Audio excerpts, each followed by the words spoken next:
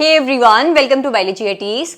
बच्चों, 2 दिन पहले मंडे 8 जुलाई को नीट 2024 स्कैम को लेकर सुप्रीम कोर्ट की जो हियरिंग हुई थी उसका कंक्लूजन ये निकला था कि सुप्रीम कोर्ट के जो जजेस की पैनल थी उन्होंने एनटीए और वो सभी पेटिशनर्स जिन्होंने कहा था कि नीट 2024 का एग्जाम दोबारा नहीं होना चाहिए, उन सभी से ये कहा था कि सुप्रीम कोर्ट की जो सेकेंड हियरिंग होने वाली है, यानी कि आज थर्सडे 11 जुलाई को, वो 11 जुलाई से पहले पहले सुप्रीम कोर्ट के पास मैक्सिमम 10 पेजेस का एक डॉक्यूमेंट सबमिट करे और वैलिड पॉइंट्स के साथ बताए कि क्यों आपके हिसाब से रीनीट 2024 नहीं होना चाहिए। उन 10 पेजेस के डॉक्यूमेंट्स में से कुछ पेजेस कुछ न्यूज आर्टिकल्स ने अपने आर्टिकल्स के जरिए और अपने ट्विटर हैंडल पर रिलीज कर दिए हैं। उन पेजेस को रीड करते हुए मैं आप लोगों को बता रही हूं कि एनटीए क्या जस्टिफिकेशन दे रहा है कि रीनीट 2024 क्यों नहीं होना चाहिए। कल 7 जुलाई को देर रात ये सभी पेजेस रिलीज हुए हैं, तो फटाफट आप लोगों को सम अप करते हुए बताने वाली हूं कि आज की हियरिंग में एनटीए जो अपने पॉइंट्स रखने वाला है सुप्रीम कोर्ट के जजेस के सामने, उनमें से कुछ पॉइंट्स क्या होने वाले हैं। सबसे पहले बच्चों, एनटीए अपने आप को जस्टिफाई करते हुए कह रहा है कि इस साल नीट 2024 में जो मार्क्स डिस्ट्रीब्यूशन था उसमें एक बेल शेप्ड कर्व ऑब्टेन हुआ, और ये कर्व तब ऑब्टेन होता है जब लार्ज नंबर ऑफ स्टूडेंट्स किसी एग्जाम में पार्टिसिपेट करते हैं, लार्ज स्केल पे एग्जामिनेशन कंडक्ट करवाया जाता है। तो क्योंकि एक बेल शेप्ड कर्व ऑब्टेन हुआ, ये शो करता है कि नीट 2024 में कोई भी एबनॉर्मेलिटी नहीं हुई थी। मार्क्स डिस्ट्रीब्यूशन बेल शेप इसलिए हुआ क्योंकि इस साल बहुत सारे बच्चों ने नीट के एग्जाम में अपीयर किया था।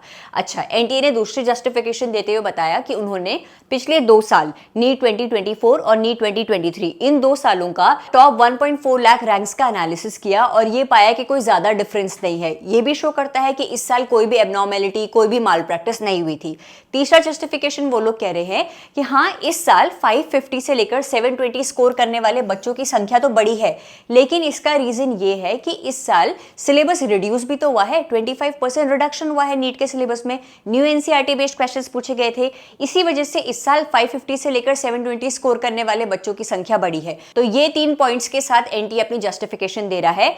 इस जस्टिफिकेशन को प्रिपेयर करने के लिए, इस डॉक्यूमेंट को बनाने के लिए एनटीए ने इस साल आईआईटी मद्रास की हेल्प ली है बच्चों। तो ये जो एनालिसिस हुआ है, ये आईआईटी मद्रास की हेल्प से ये डॉक्यूमेंट प्रिपेयर किया गया है। दूसरा, एनटीए कह रहा है कि हम लोगों ने टॉप 1000, टॉप 5000 और टॉप 60,000 स्टूडेंट्स का एनालिसिस किया पिछले 2 सालों का, सिटी वाइज, कि कौन कौन सी ऐसी सिटी है जहां से ज्यादा नंबर ऑफ स्टूडेंट्स पाए गए हैं नीट में क्वालिफाई करते हुए। और ये सारी सिटीज पाई गई, सीकर, कोटा, कोटायम, पटना, इन सारी सिटीज से पिछले 2 सालों में टॉपर्स की लिस्ट पाई गई है। ये इसलिए पाई गई है क्योंकि इन सारी सिटीज में कोचिंग क्लासेस ज्यादा है। जैसे कि आप जानते हो, सीकर, कोटा, कोटायम ये टॉप लीडिंग सिटीज है नीट प्रिपरेशन के लिए। वो क्यों है? क्योंकि यहाँ पर कोचिंग क्लासेस ज्यादा है, इसीलिए यहाँ से ज्यादा बच्चे टॉपर्स निकलते हैं।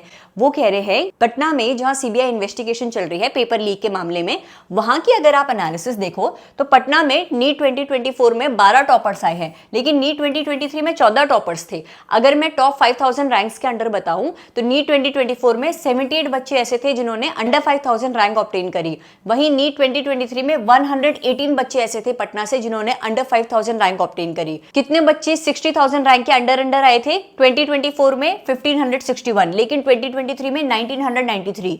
एनटीए अपने आप को जस्टिफाई करते हुए कह रहा है कि साल 2023 में पटना में ज्यादा बच्चे थे टॉप रैंकर्स में, इस साल तो कम है। तो ऐसा तो हो ही नहीं सकता, फिर पटना में पेपर लीक हुआ है। अगर पेपर लीक हुआ होता तो इस साल पटना में टॉपर्स के नंबर ज्यादा होने चाहिए थे, लेकिन देखो ना, कंपैरेटिवली कम है पिछले साल से। ये भी जस्टिफिकेशन दी है।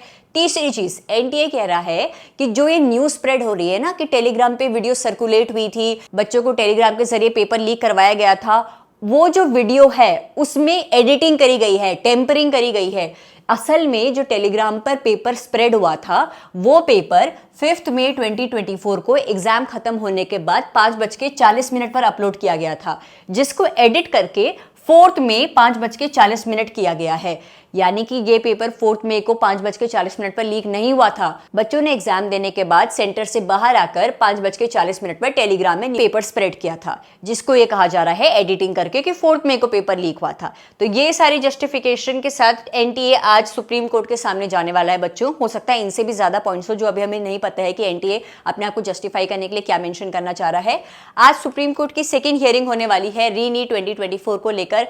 आई होप ये जो हियरिंग हो ये फाइनल हियरिंग हो और हमें पता चल जाए कि रीनीट 2024 हो भी रहा है या फिर हमें नीट 2025 की प्रिपरेशन करनी है। लेट्स सी सेकेंड हियरिंग के जरिए क्या रिजल्ट आता है बच्चों। Let's hope for the best. Thank you so much for watching this video and stay tuned for upcoming updates. Thank you.